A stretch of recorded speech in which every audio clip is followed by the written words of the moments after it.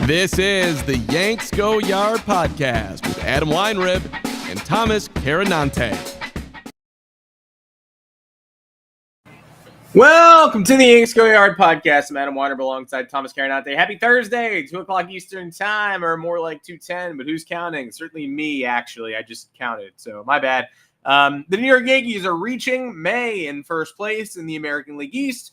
Are we happy? Sure. Are we satisfied? No. Baltimore Orioles, bad team. Yankees beat them 15-3 in the middle game and then lost two of the most classic, those were games that could have gone either way games, and they lost both. You're really hoping to win one of those. Lost both. Lost the series despite that run differential. And so you go into May and you're a little bit disheartened by what you saw, but then you remember that that was a Will Warren game and that was a Carlos Carrasco game. And that sort of feeds into the central takeaway. So what have we learned? What are we still waiting to learn? And what do we know about the Yankees? What do we think we know? This is a particularly strange year where I think there are going to be a lot of participants in the story of the 2025 Yankees who we haven't met yet. There are a lot of people who made a big impact in April who will be footnotes by the end of the year. So I personally am totally fine with being 18-13. Being in first place, but there is also one central truth about the world of Major League Baseball that we have learned that involves the Yankees and everybody else that kind of tampers that excitement and expectations a little bit. But we'll get into all that in a bit. Thank you for joining us again every Monday, every Thursday on the YouTube channel, and then on your favorite podcast platforms, the audio feed afterwards. If you're not subscribed to YouTube, welcome. We'd love to see you back here. If you're not subscribed to the audio feed, again, coming at you twice a week. Fun guests, fun interviews, and analysis of the New York Yankees in the regular season. Thomas Carannante, welcome to the show. Tough one last night. Heston Kjerstad is a toddler who doesn't like getting – I mean, look, who among us likes getting sat on by a grown man? Obviously not happy. And so if that happened to me, if Pablo Reyes sat on me, I'd be like, oh. But I don't think I would yell something like, really? Sitting on me? It's just one of the craziest ways to spark a brawl. Like, I didn't think it could get lamer than the Royals taking exception to Anthony Volpe tagging them last year, and Michael Garcia getting angry because he's out at second base. But Heston Kjerstad and Brandon Hyde, who threw a fit last year when Clay Holmes threw a wet baseball at him, acted like it was purposeful. And then a bunch of Orioles fans were like, it was purposeful. And it was like, clearly not, but you can say whatever you want to get yourself mad. This really took the cake in terms of ridiculous bench clearings. And I'm glad that we're done in Baltimore for now, because I can't go back there today with a straight face. Yeah, I was dying for a late inning comeback because I couldn't have the Orioles using that as like their rallying cry. Like, oh man, remember an inconsequential player on the Yankees sat on Heston Kjerstad's head, who, by the way, is also not good. Another mega Orioles prospect that everyone's talking about, batting 200. So, I mean, it's all just the fact that even was a thing. The bullpen's clearing there is like, what are we doing, man? Like, I can understand the dugouts where it's like, okay, maybe the manager comes out because one of the players is getting heated on whatever side. For the sake of it, we'll make it a generalized argument. But the fact that people came running from the bullpen, it's like, again, words don't mean anything anymore. Everything's amazing. You describe everything as amazing. Do we know what amazing means? Now we have situations that require the intensity that they don't. Like, there is no need, unless you were trying to contrive a moment here to wake your team up, much like kind of what Ali Marmol did for the Cardinals yesterday against the Reds, and then his team scored, 5 runs in the 9th inning. I guess sometimes that could be effective, but this was just like everybody saw the play happen, and you were like, yeah, he was jumping to get a ball to avoid it from going into center field and having the runner take third base with no outs, which is in like a situation you are dying to avoid there. Yeah. And the fact, again, Heston Kjerstad has played in the 40, 50 MLB games. Like, give me a break, dude. Again, glad we're gone because I didn't want to deal with another game like, the sound bite. I didn't even watch the post game last night for the Orioles because I knew like some ridiculous shit was going to be said that would get me upset. But yeah, that's the perfect way to sum up this series. Meaningless. whatever. Should we have won it? Yeah. I mean, is it upsetting? Yeah. Anthony Volpe makes an error that you simply cannot make in a baseball game if you're considered a Gold Glove shortstop, and that is what ruins it for the Yankees. And then I think I blacked night one out of my head at this point. Yeah, Will Warren just not getting the job done, and the offense having to dig out from a hole. So, I mean, yeah, upsetting because you want to do your best to stick a fork in a division rival. The Orioles were 10-17 coming into this game. Last place, they had scored 5 combined runs over their most recent series against the Tigers. They were 2-7 in their last 9 games, playing bad baseball. They have a really bad starting rotation. They don't have enough guys on offense right now carrying the weight. It's clear that Gunnar Henderson struggles, and the departure of Anthony Santander greatly affecting this team, and obviously Corbin Burns. But when you have the chance to kind of just stomp them down, and the Yankees were playing, they had that momentum, right? They're kind of firing on all cylinders offensively. They're getting what they need to get out of their withered away starting rotation. You come out of this losing 2 out of 3, and it's like, yeah, I'm not happy, but I'm not gonna whine about it. I got what I needed to get out last night, and we're done. Yeah, I'm not going to kill him, but it is my first primary takeaway, and we're, there's a lot to unpack from the way that the Yankees have started. Jury's still out on a couple of guys. We'll touch on them, but so I think it's been an odd month because, and I think a lot of teams in the American League are probably saying this to themselves. The Yankees have had some really high highs. And it sort of resembled the April stretch sort of resembles, it's a microcosm of what we saw in 2022 to obviously a way lesser and more condensed extent. But that year when they started as ridiculous as humanly possible. And then for like 2 months, we're playing roughly 500 ball and nobody would listen to us because they're like, you're in first place, stop whining. And then in August, the wheels fell off. The Yankees never had the wheels fall off here, but they started 3-0 and they had the torpedo bat controversy. They're breaking baseball. And since then, they are 15-13. The post-March Yankees, pretty good. I mean, again, this is April. We've seen the Yankees be 5-6 games below 500 in April. We've seen them be 11-18. We've seen all sorts of Aprils. Rarely have we seen just a scorching hot April. Usually they tread water. That's kind of what they've done here outside of the very first series of the year. But the narrative is that they're powerful, that the offense is explosive. I would say that's accurate. One of the best offenses in baseball. And they had a middle game here that you can look at and say they can do that on any given night. They've done it twice, right? But do they have a clutch win in the 7th inning or later this year? Honestly, we are a month deep. If they face an early deficit, a big hole, they're probably going to dig out of it and get close, but no cigar, like they did in the opener, like they did yesterday. They do that a lot. They fall down 4 or 5-0. They cut it to 5-4. They lose 6 or 7-4. That's been their modus operandi so far, right? It's not a bad team. It's not what bad teams do. It's what teams without the it factor tend to do, though. Yeah. Like, I'm not sure what exactly and some of that's going to come from midseason replacements, and some of that's going to come from irrelevant pieces being swapped out. But right now, it does feel like any given day they can detonate, right? They go ahead and destroy the Blue Jays in a doubleheader on Sunday, and we all forget about the blown save from the opener. But they have squandered some winnable games.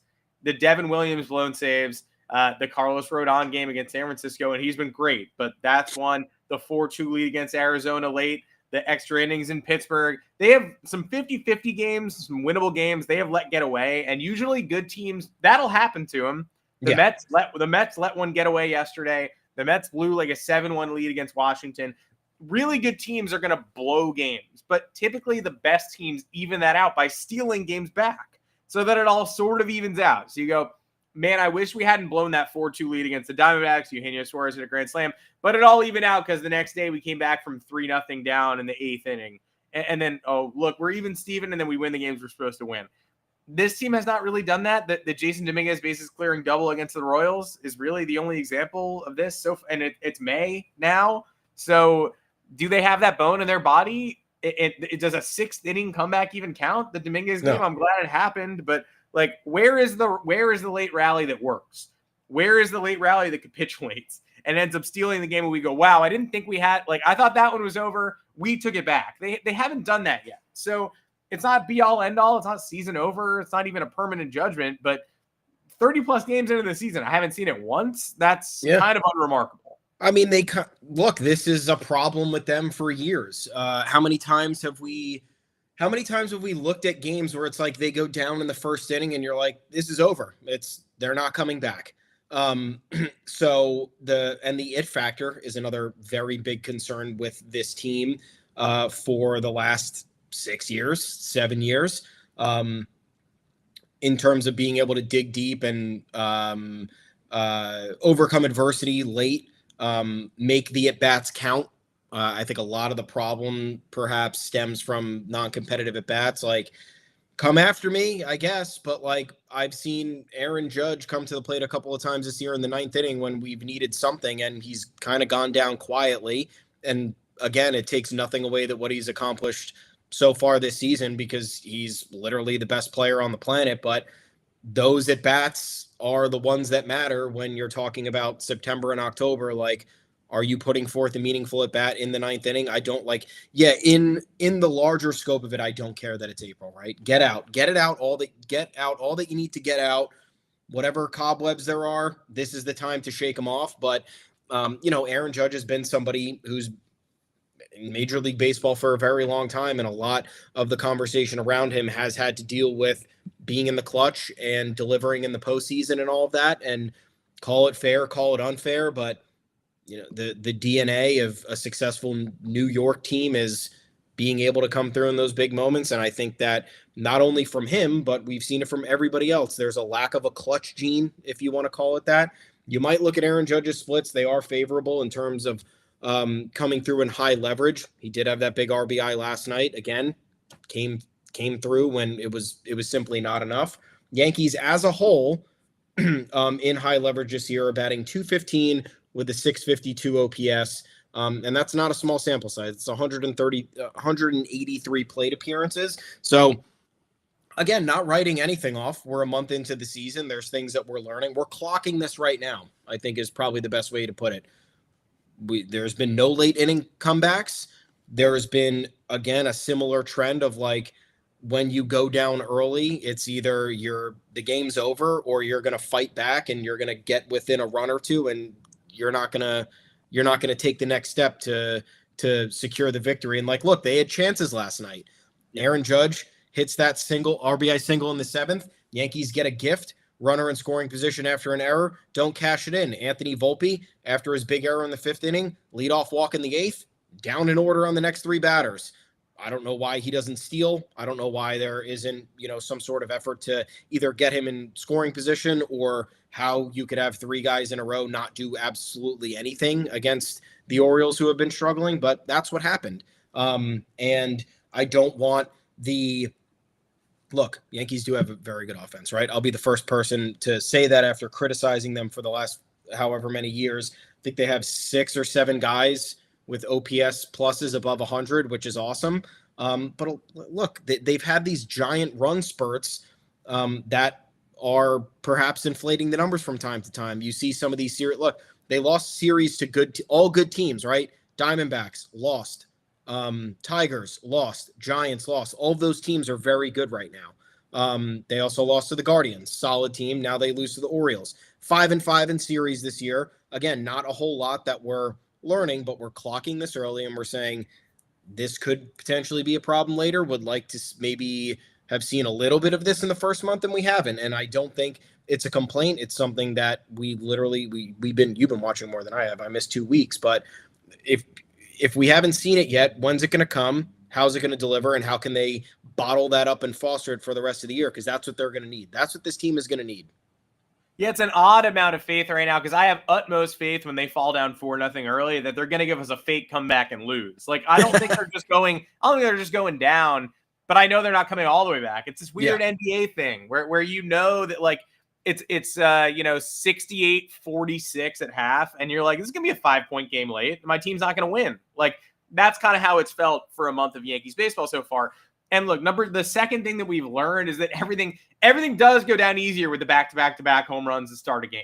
right? And we're definitely not going to sit here on the podcast and pretend that doesn't feel awesome. Yeah. Like Aaron Judge over his we got tagged in a tweet today from Hembo, the ESPN researcher. He has a 501 OBP in his last 100 games. Aaron Judge is hitting 427 this year. So I'm riding the middle. Like, I understand the urge to say, talk to me in October. And I'm sitting here going, yeah, I mean, I hear you and I agree. I would like to be talked to in October. More importantly, I just want an October rampage for Aaron Judge so that can stop being an intrusive thought. And so that people can stop saying that, right? Like, I'm with you. I just want it to go away. And it won't go away until he does what we know he's capable of in the month of October. And until he maybe learns a lesson from Giancarlo Stanton, who has, by the way, not had great Octobers before. And then last year, torched everybody. So that's what we need. But, I mean, Aaron Judge is having the best right-handed hitting stretch in Major League Baseball history right now. If you're having trouble appreciating it for what it is, that's on you. If you need to see more from him in October, I don't think that's on you. I think that's a reasonable thing. And we all we're anxious. We want to get it out of here. We want to stop narrativizing that. Trent Grisham, Ben Rice, Paul Goldschmidt. I don't think it's the comment saying that two guys are carrying the lineup. I actually don't think that's fair either. The Yankees have 4 extremely high performers in a 9-man lineup right now. Not enough to label them some sort of,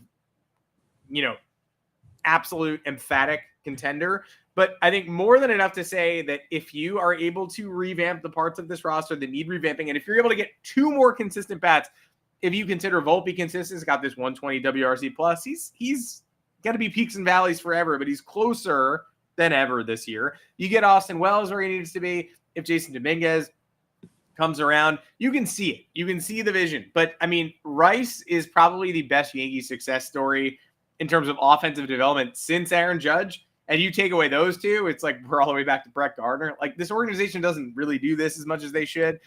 Paul Goldschmidt, if only it were 4 years ago, like this man would be beloved. This man is 2019 DJ LeMahieu showing up at the age of 37. And Trent Grisham, how long is this going to last? I don't think it's as whenever Carlos Carrasco has a good start, I'm like, wow, there's one. That's one more than I thought we'd get out of this man. Grisham, I don't feel the same. It's not like, wow, one more home run. I thought we'd have 0, and now he's got 8. I don't think he's a megastar. I don't think he's going to be on the All-Star team. I think it's a little bit of a flash in the pan. But that's 4 names who I can confidently say, and 2 of them I had expectations for. Like, I believed in Goldschmidt, maybe not to this extent. When we were talking about Ben Rice replacing Giancarlo Stanton in spring training, we were laughing at that notion that you could just default to a guy who hit 170 last year as your stand-in for Giancarlo Stanton and not skip a beat. Ben Rice almost homered late yesterday to take the lead back. It would have been so welcome. That would have been fantastic. But I will say, for all of the cold water dumping we did on the lineup and all the parts not being quite so cohesive in the first segment, those 4 guys are doing more than we ever could have dreamed to start the season and helping to salvage something that could have gone off the rails. Yeah. And I mean, there's a lot of meat on the bone here, right? Like Austin Wells, solid season. I think there's more to expect from him.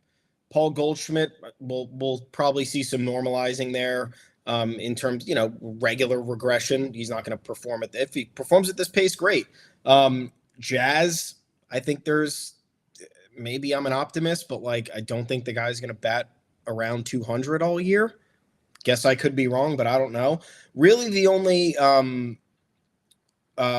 red flags for me are Volpe and Dominguez. Dominguez has literally showed me nothing this year in, again, the 2.5 weeks that I've watched. You were away for his 1 hit. Yeah, I was away for his 1 hit, and I saw it, and I got pumped about it, but and I was just like, okay, great, going to need to see more than that, and I literally just haven't seen anything else in terms of – and look, Aaron Boone commented on him batting righty the other day, and it's like how it's still going to be part of it, and it's just like, dude, it just shouldn't be part of it. Like, the splits have existed for his entire minor league career. They are not changing when he's going to face major league pitching. It's just not. So let the guy bat lefty, and that's it. So I don't know what it is, but I've just been thoroughly unimpressed with the at-bats from Volpe and Dominguez. I think they've been the least competitive. I have faith in Trent Grisham to maintain a semblance of this. I think he'll probably end up around 240 with maybe a high 7s, low 8 OPS, which I think is good. And I have confidence in Ben Rice. The way that Ben Rice is risen. The fact that Grisham can hit lefties especially is huge, like for whatever the future profile is. Yeah, and I think that, again, consistent playing time. We've talked about it. Like he was here last year, and we were saying, yeah, I mean, get rid of him if you're not going to use him. Why are we spending $5 million on a man you're not going to use, or a guy you're going to play once every 3 days? He's never going to have a rhythm. He's never going to be in a play in the right headspace to produce the way he needs to. So what's the point? Just get a fourth outfielder off the scrap heap, pay him $800K, and treat him the same way. Now you're giving Trent Grisham playing time, and you're seeing what the results could be. This was a guy who was a 2+ WAR player per year during his best 3 years with the Padres, or whatever, 3-4 years with the Padres. That's valuable. And again, power has always existed there. He's gonna exceed his home run total from last year in 76 games in probably 30 games this year. So I think there's, again, value there. And Ben Rice, the fact that Ben Rice rose as quickly as he did through the minor leagues without the prospect pedigree attached to him. He came up last year, was a lightning rod for a couple weeks and then fell off. Okay, that's what happens with young players. We understand it. I don't think he's going to be at this blistering pace, but again, contributor who puts up competitive at-bats. Ben Rice, you don't really see Ben Rice go down rather easily. They were talking on the broadcast last night. Joe Girardi was very impressed with his he was obviously talking about this as he struck out, which I thought was funny, but he was saying that kid's got a great eye, incredibly patient, knows when to be aggressive. And I think that is what's going to translate well for him to at least maintain a good portion of this production. And it's going to hopefully give the Yankees that DNA to level up when the at-bats matter more. I don't know. Again, I don't know what more to criticize on the offensive end outside of that. And I just think tempering expectations with Volpe and Dominguez, like, they're kids. I like them a lot. I hope they succeed. I just don't think we're getting more out of them. I think, like, Dominguez looks like a completely different player than what we saw in 2023. Like, just with, like, I don't know. There's something off, and I don't know what it is. I don't know if it's body language. I don't know if it's lack of confidence. I don't know, but there's just a discernible difference, and it's not the same player. And I don't know if we'll see that again, but the early returns there are not giving me any confidence. Yeah, I would love for a prospect with pedigree to work out. Uncovering Ben Rice is fantastic, but if we could get, like, Volpe is supposed to be a 30-30 guy hitting 320. Like, can we see that? Can we see the absurd numbers? Dominguez, can we even get close? Like, that would be great. They're both acceptable. Volpe's acceptable. Dominguez not so far. Can we get close? I mean, number 3 and 4 things that we've learned, I'll just tie them together because they're two sides of the same coin. But, I mean, look, obviously, number 3, this can't be forgotten. This team would be a whole lot better with peak Gerrit Cole. This team would be a whole lot better with 34-year-old step down B+ Gerrit Cole, right? Yeah. Never let it out of your sight that was the plan. That it was Cole, Fried, Rodon, and we'll figure out the back half of the rotation. And Marcus Stroman's our number 6 or maybe number 7, right? That was the plan. That plan will never come to fruition. We will never see that. But I do think it merits mentioning whenever we talk about the rotation. That said, when we approach the trade deadline and well before it, when we approach mid-May, when we approach every single day, rotation is the team's biggest need. It's the clearest area where we are going to see. I mean, if we don't see difference in the rotation, if we don't see a change, if we don't even see a difference in the people tasked with soaking up innings, that is where the wheels fall off. Because Will Warren, look, I changed my mind. I see the pitches bending like what Michael King has. I can also already foresee the 4-0, 1.43 ERA month he has somewhere else. And given what we've been doing lately, we're going to trade him to the Boston Red Sox for no reason. And then I'm going to see a corporate wants you to tell the difference between this picture and it's Will Warren and Pedro Martinez meme. So it's the same picture, right? Carlos Narvaez and Jason Varitek I was getting yesterday. Sorry, Carlos Narvaez is hitting 220. What the fuck are we doing? But anyway, I can see it from Will Warren, but I don't see the it factor yet. And Carlos Carrasco, we knew was a place filler all spring. Nobody watching that we all were like, you can't DFA him because you need innings because you're out of guys. So getting rid of him would be silly. and maybe sometimes he puts up a viable start. And that's happened. He's put up like 2 or 3 good starts. He beat the Royals. He's been put up 3, 5. All of the good starts he had were 5 innings, 2 runs, which is fine. And he's being treated like someone who can't be trusted to get past that because he can't be. And he's your number 5 starter. And I want to say you could do worse. You could do worse, but you could do so much better. And he's a limited option that they've had to run with. And so when you go into Baltimore with Warren and Carrasco, you need one very good start from those 2 people. They did not get even a passable start from either of them. And so they lost twice. That's what happened. We can't ignore the reality that they're running out there at a significant disadvantage that even if they had planned well for injuries, could not have overcome because they planned fine. They had Schmidt and Heel and Stroman, and now they have one of those people, and he came back mid-season. So I'm not faulting the Yankees for being so bereft of rotation help, but it couldn't be clearer that they will never hit whatever their ceiling. Maybe we can talk about, we can quibble on Anthony Volpe. We can talk about Jason Dominguez failing to reach his peak. We can talk about meat on the bone with Austin Wells. It's all true. But until they fill 2 rotation spots, Luis Heel and somebody else who's not in the organization right now, we're not even going to get close. And third base, absolutely need that too. Need infield reinforcements. Can't have Pablo Reyes on the roster. I honestly don't need a high-profile bullpen arm at this point because I don't have faith in Jonathan Loaisiga, but I have more faith in Jonathan Loaisiga returning than like spilling trade assets to get a bullpen arm when all you really need is rotation. So I can't prioritize anything else right now other than filling out the rotation with not like right now, May 15th, you get me somebody viable. Get me a viable upgrade on Carrasco. I'm fine to say goodbye right now. And then at the deadline, prioritize upside. Heel should be back, or we'll know by then. We'll know soon. But you can't.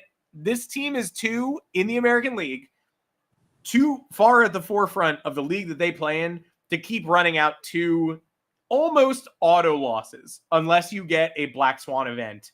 And they rarely do. They're running at like a 30% hit rate with those 2 guys. And it's May now, right? And they're in first place. So no screaming, but enough's enough. Yep. I mean, like you can't, there's no way to truly fault the offense either, right? Like I know it was a little bit critical before, but when was the last time you saw an offense like this from the Yankees in April? I mean, they've had better rosters than this that were worse. So the fact that, to start most seasons, pitching is always ahead, right? That's always what's said. The Yankees were able to get ahead. Obviously, I would like to see this somewhat translate to May, because then that would give us a better idea in terms of exactly what will be needed at the trade deadline. Maybe a couple of the hot streaks don't hold up, players fall off, and you know that you're going to have a little bit more of a tempered expectation for whomever it may be. But yeah, I mean, the problem right now is obviously the rotation, because if the offense is performing as well as it's been, you should have 20 plus wins right now. And that's, I'm not upset that we don't, but what you said, the plan was to have not this rotation, and we have this rotation. And what was the choice the Yankees had? None really, unless you wanted to sell off top assets early on and not have the option to see with what you had. I think maybe there were a few veteran options they could have signed during spring training to maybe alleviate this. I had people though on me like they should have brought Kyle Gibson in, and I'm glad that this series happened. Did you watch that? Well, is that something that you wanted? Well, so I did. That got me. That I was thinking about that last night because I was a big Kyle Gibson proponent during spring training, and he signed 2 weeks ago or something like that. So yeah, I would never have endorsed for the Yankees to do something like that. Do I think Kyle Gibson is good? I think he's fine.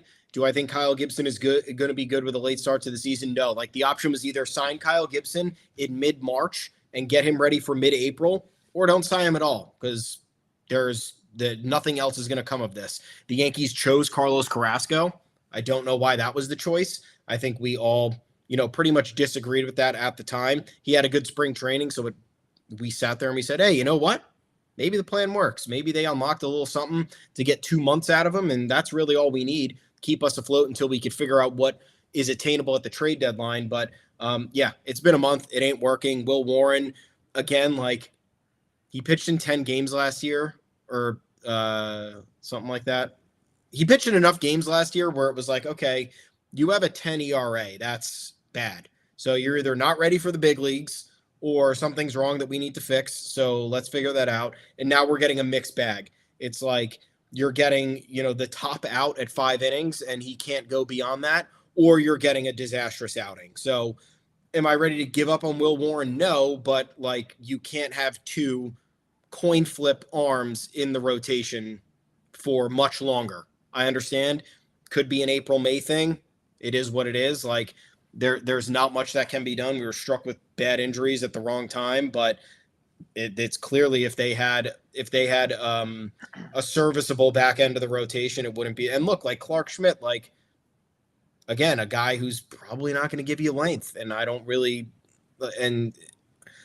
care what other people say. Like, yeah, he's had a couple of, you put his good starts together and his numbers look really good, but always a lot of traffic on the bases, always a lot of pitches, never attacking hitters.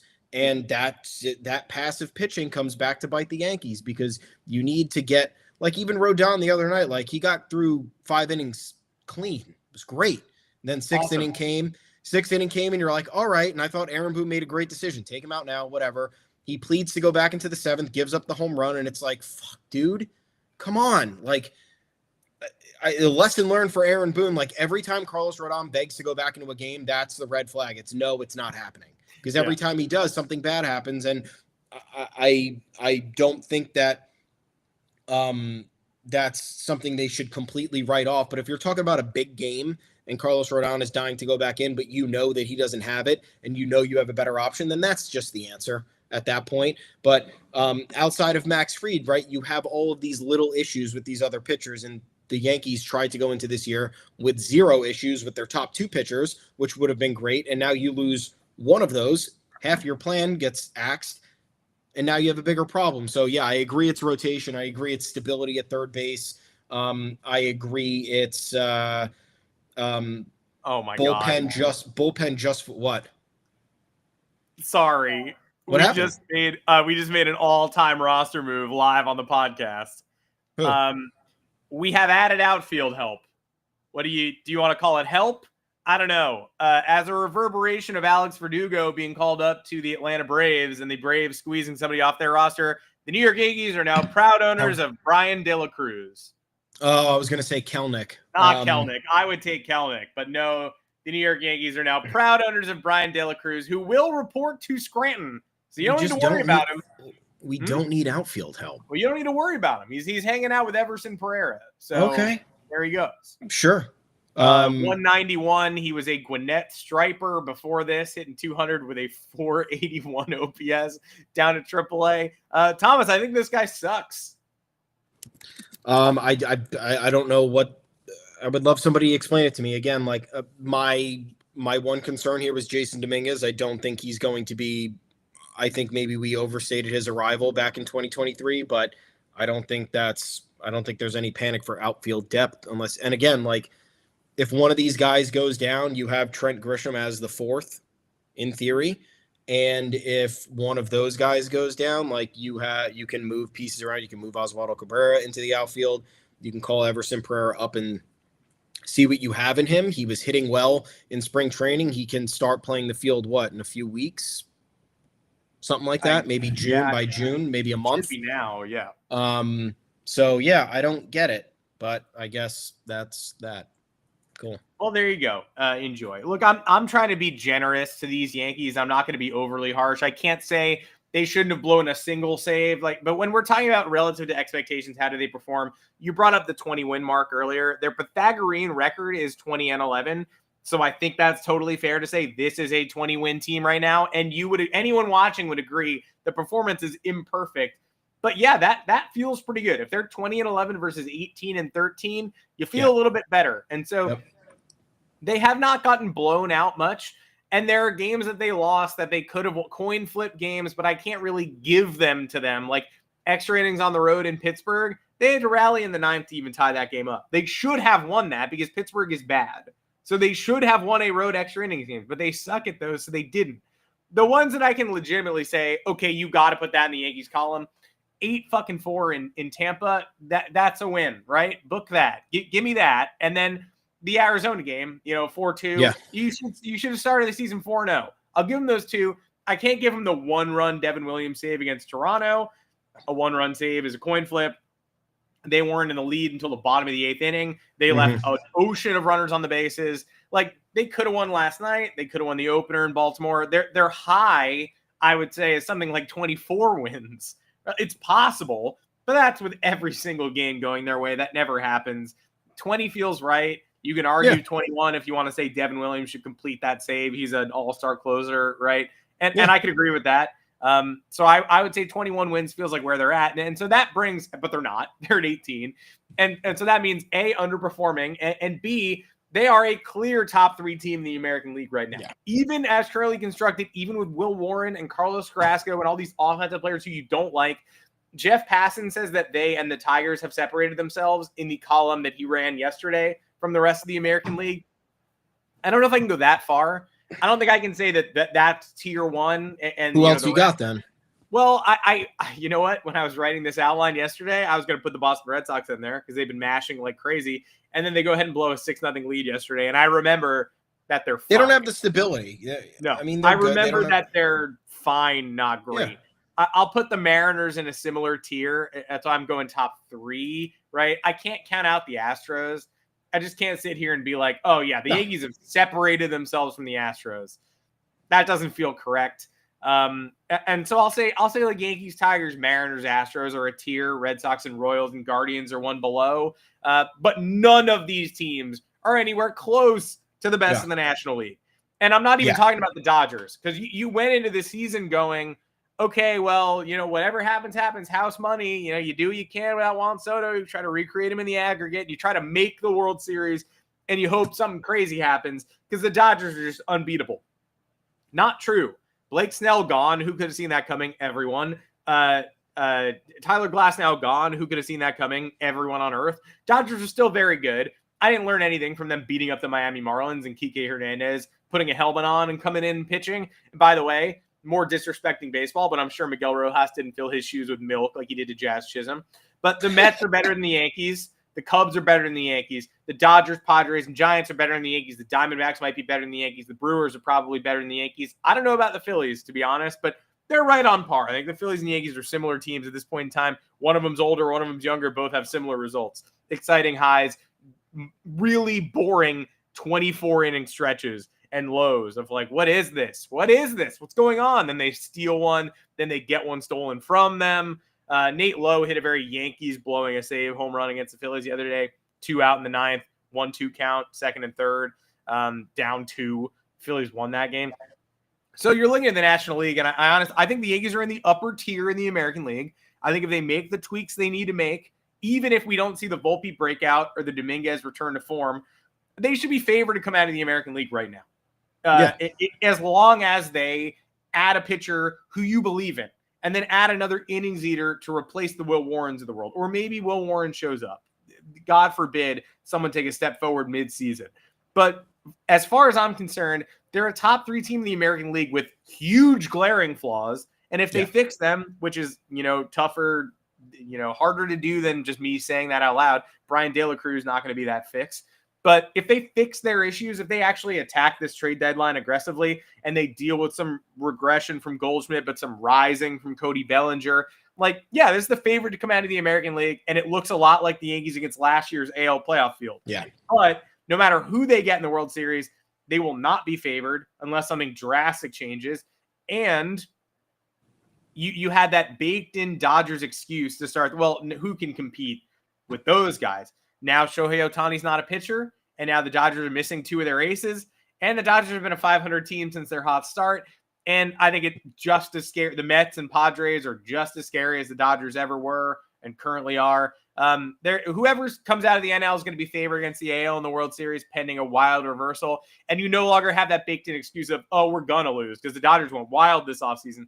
They look fine. They don't look infallible. And so I think that changes the calculus because now, you're not supposed to win whatever World Series you get in. If you get in, you're not supposed to win it. But there's no longer that big bad Dodgers thing. It's just a bunch of teams that are better constructed than the American League counterparts. Yeah, I think, look, again, a month. We don't know what's going to happen. We don't know. Look, the Padres started what, fucking 11-2, and they're like 4 games over 500 now. I mean, like, look, I think these teams are good. I think the NL is objectively better. When you're talking about the AL, I think that right now, and I'm critical of the Yankees. They piss me off in more ways than anybody can imagine, but I think they're the best team. Think they're the best team in the AL right now. Why?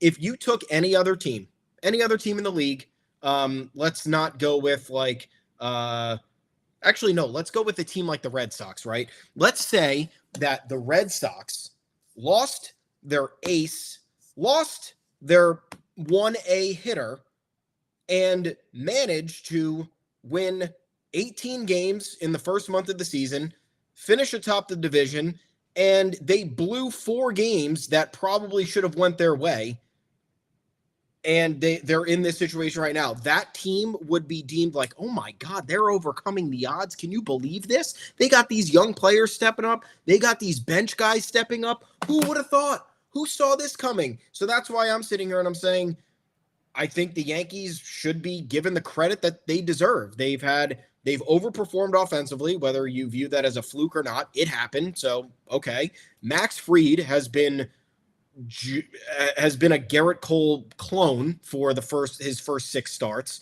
Carlos Rodon has stepped up massively in his last 3 starts. Mm-hmm. The bullpen has survived very nicely in spite of what Devin Williams has been doing.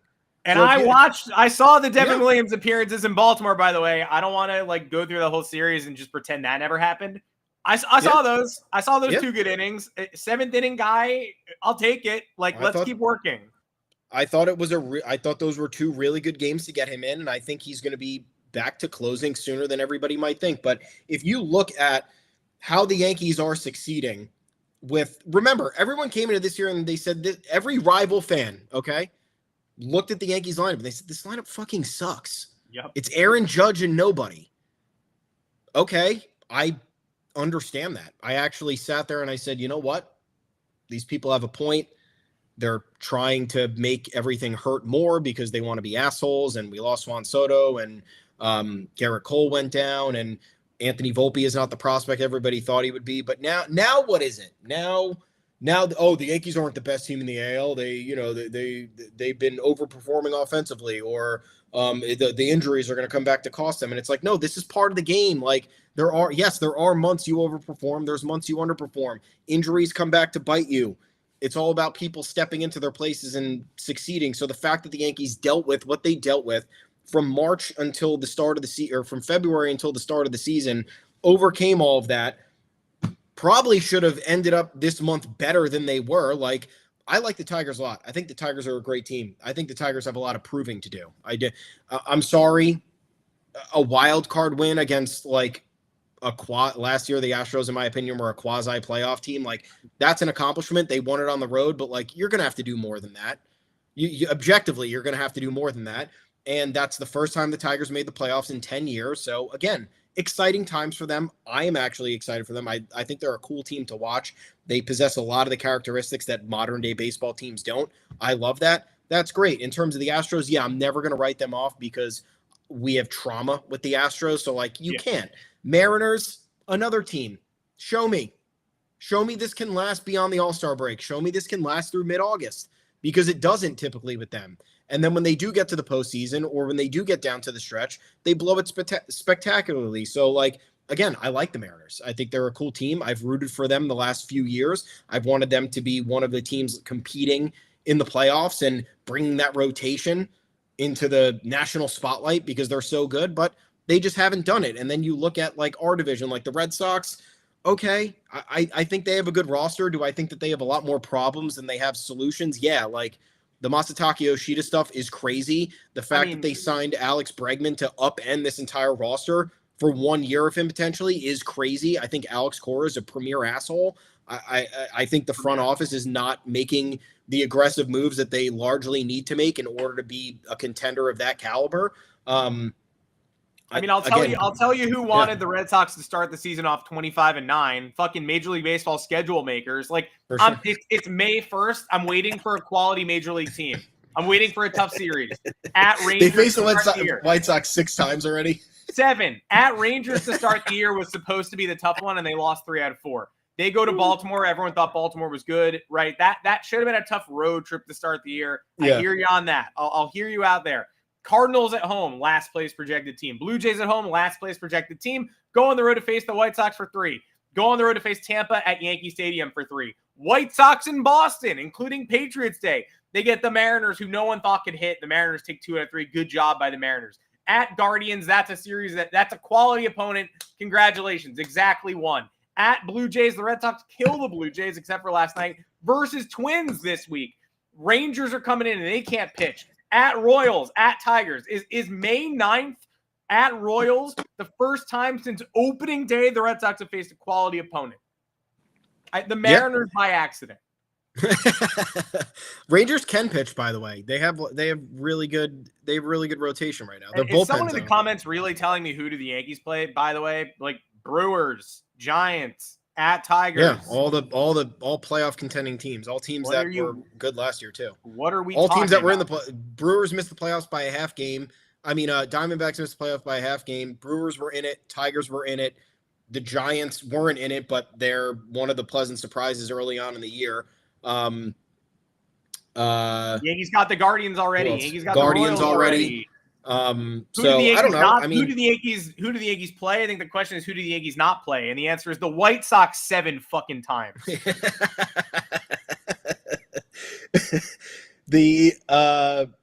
In terms of the rest of the picture, with the other contending teams, right? Like, I don't know who else is like a surefire threat in terms of like, right now, to me, I think this is the best way to put it. Right now, to me, you look at the AL and you don't say, we have to get past them at some point.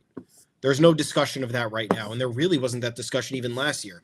The Yankees were viewed to be that team, but the Yankees were a team that many thought were maybe not good enough to do it because of how top heavy they were. But there's no other team, and including the Yankees right now, like you don't look at the Yankees and you say, we have to get through the Yankees. You look at the Yankees, you say, that's a good team.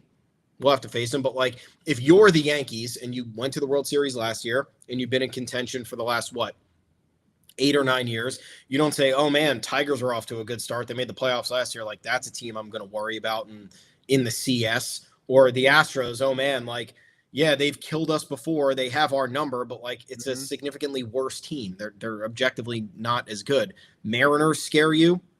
I mean, they can't. They simply can't. The Rangers are, I think, a solid team, but I mean, that's not a team you're shaking in your boots to play in a 5-game series. And then you have the Central, who the rest of the Central with the Guardians and the Royals. Again, 2 good teams, 2 teams that hard to realize their potential because they don't spend in a manner that would help them get to that point. So like, there's no juggernaut. Like the NL has juggernauts, teams that spend. Phillies spend, Dodgers spend, Mets spend. Padres spend. Giants turned it around this offseason and spent. Yeah. The Diamondbacks have a combination of spending big on players they view valuable, and they have a really good player development and front office scouting that they make these shrewd trades with, and they get these guys. So like, it's a completely different dynamic. Yeah, I mean, they beat us. I wouldn't say they smoked us, but they definitely beat us. Right now, these are just unhinged troll comments, not acknowledging the reality of what we're saying at all. Yeah. They lost series to 3 good teams. They went 3-6 against those pretty good teams in April. That's I'm not going to judge the season on that. It's true. Yeah, smoked. I wouldn't say smoked. No, and they lost those series, and they're still where they are, which is impressive. You do lose series throughout the year, and it's more likely you'll lose them against good teams versus bad teams. The Red Sox have had a unique and creative strategy of losing most series to terrible teams. So I think moral of the story here is that there's no team that is a massive roadblock in the Yankees' way. There's challenges, of course, like the Tigers' rotation, really friggin' good. Yeah. Their athleticism, really good. Astros, they have the pedigree, and they have filled spots with younger players after departing stars, and they've made it work. So, like, if that can come together for them, we could be talking about a different story. Like Rangers, good team. Good team, but not a juggernaut. Mariners, solid team. Have the pieces. Again, prove it to me. Rangers were irrelevant until they won the World Series and they missed the playoffs right the year after. So for years they weren't good and they weren't productive. So there's no juggernaut standing in this team. Like even in the NL, like you have the Brewers. The Brewers make the playoffs a lot. Make the playoffs a lot. Cubs, I understand, have not really been good, but now they're kind of turning a corner, and you could see that a lot of the things that they've been putting in place the last few years is finally coming together. You have even the Braves. Like the Braves are a team that's always been there, and they got off to a slow start. Now they're back closer to 500. So there's that structure in the NL where there's even sleeping giants there. The AL doesn't have that. The AL has a bunch of underachievers and, quite frankly, chokers top to bottom.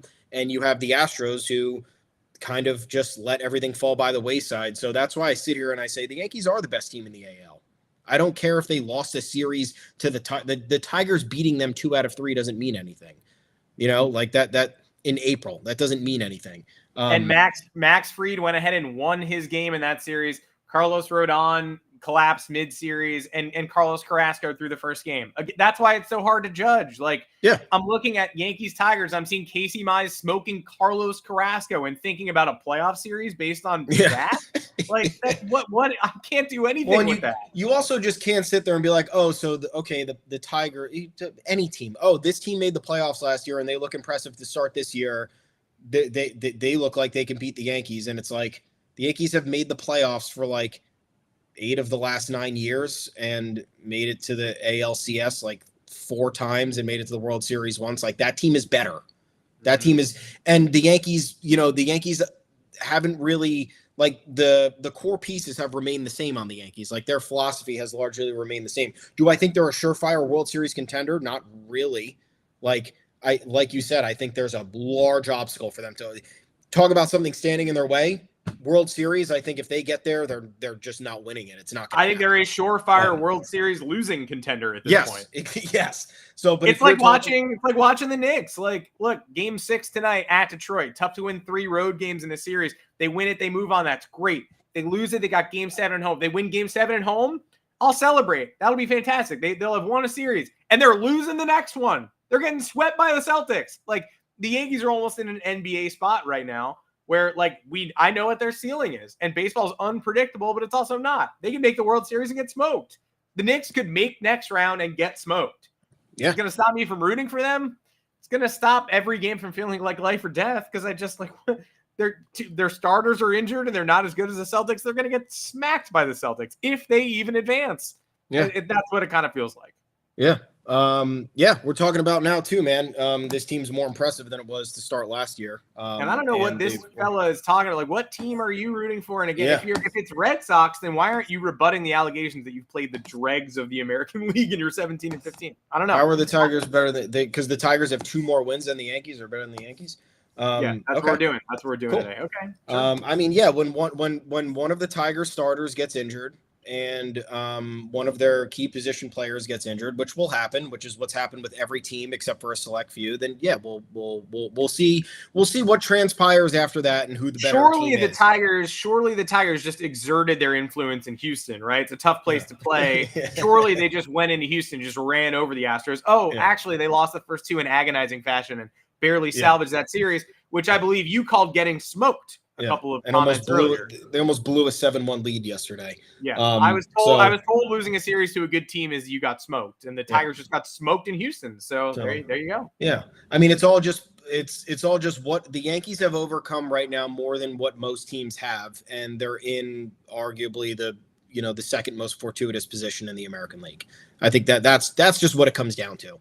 I think the fact that a number of these guys that are being put in positions that they otherwise wouldn't have been, and succeeding at the level that they are right now bodes well for the longevity of what the Yankees can do. So that's why I think they're better and set up in a more favorable fashion, because not everything is going to be good for example, the Tigers this year. The Tigers are not getting through this entire year with a healthy starting rotation. I don't think it's ever happened for any team in the past 10 years. It's just not happening. They're also, they've had a lot of position player injuries as well. They should get reinforcements too. And they've, like the Yankees, gotten lucky with some of the replacement players that they have. So I think that's valuable. That's valuable as well. But you're talking about a team that has been largely successful because of how dominant their starting pitching staff has been, something that's just simply not going to last. But yeah, I mean, I think there's no obstacle that stands in the Yankees' way that should intimidate them. And the problem's the NL. The problem's going to be the NL for the next few years, because I don't see any AL team quickly surpassing what, that foundation is over there. Yeah, and if they're still running out Carlos Carrasco and Will Warren and it never gets any better and it's July, then throw me off a cliff. Then they're in real trouble. But at this point, that's why it's tough to say you've learned anything definitive about the rotation, other than they weathered the blow of losing an ace, a co-ace, and they've managed to stay in first place. And they've lost some really winnable games, and they've managed to stay in first place instead of being 13 and 8. The Tigers didn't lose a single player. They had no free agents. They gained Gleyber Torres. They had no free agents. They gained Gleyber Torres. They gained experience with their young players that they promoted last year. They regained Jack Flaherty.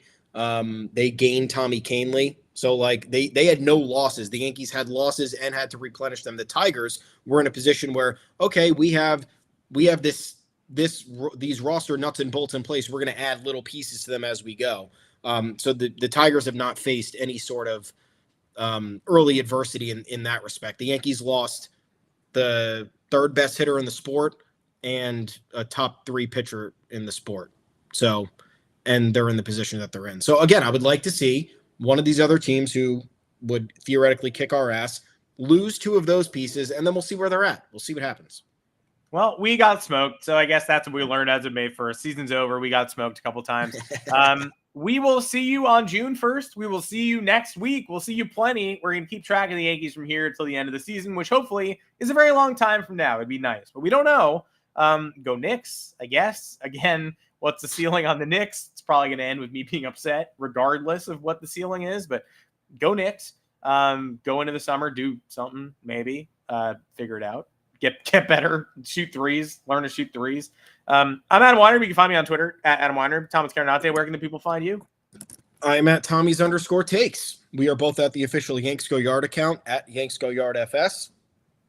Thank you guys for tuning in today. Please like and subscribe to the YouTube channel.